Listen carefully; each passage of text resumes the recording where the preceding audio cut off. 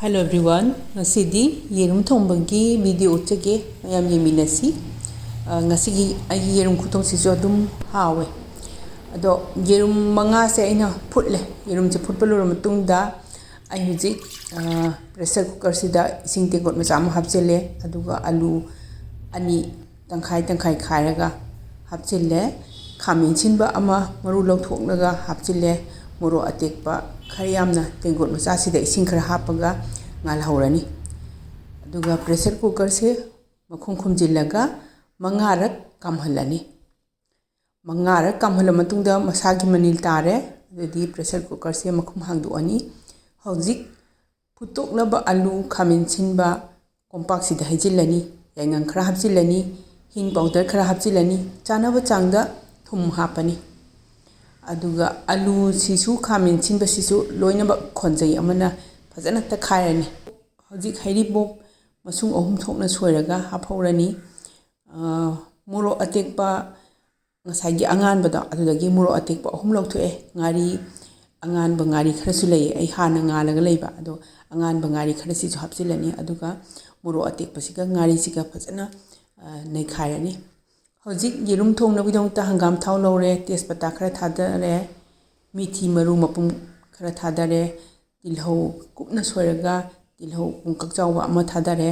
maruina kupi akangba khara thadare chanam manau ohum sugairaga thadare jira mapum khara thadare fadigom maru se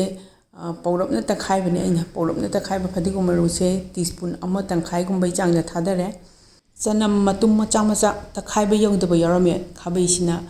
namkhairaga takhaige maru pang tilhau chanam maru marang pumnamak mule matang stage muro atekpaga ngariga tengot machada aina ngasai melaga thamkhibada ado ising tablespoon mari manga mu haijile aduga mu phajana aina otlani aduga muro atekpaga ngariga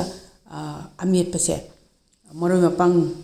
yauriba thawsida haijilani aduga minute khaimukhtang ngorani ngariga muro atekpaga gi ametpase maru mapang yauraba thawsida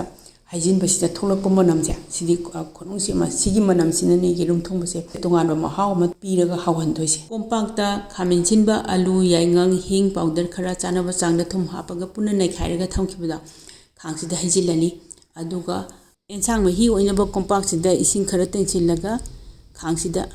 haijilani muntriba alu masung mari su hapchilani aduga alu masung mari sina mulakpa matamda adu khoba gas ki flame che medium da thamaka makhum khumjillaga chawhallaga insang se thongani insang mahi sisu khara kangsilamle alu sisu mule ngasa aina yerum manga photkhibada ado thawda tawthoe ado hoji yerum manga si manungda yerum ani amadi takai khairaga insang mahi sida hapjilani tangkai khaidoklaba yerum ani se insang sida hapjillaga gas ki flame che haida thamaga minute amakhaktang chawhalaba matungda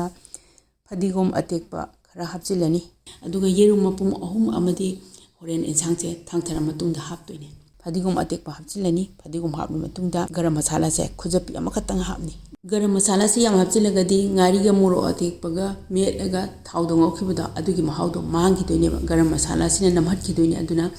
garam masala se ine khujapi amakhatang hapane garam masala se hek hapaga insang che thongbulo chinbe yarani gas se muthale ngasiga yerum thongbasigi tonganba taste ama tonganba mahaw mu laktoise yerum ani tangkhai khairaga hapchinbadagi yerum chigi mamut chigi mahaw yerum chigi mahaw che insang sida changba aduga ngari ga muro atekpaga ngaukhibada adugi mahaw si che insang mai sida changba adudi yerum thongbusu luramnina ai video ching sigi dim tang sida luchinjarage yengbiri besingbu thakachari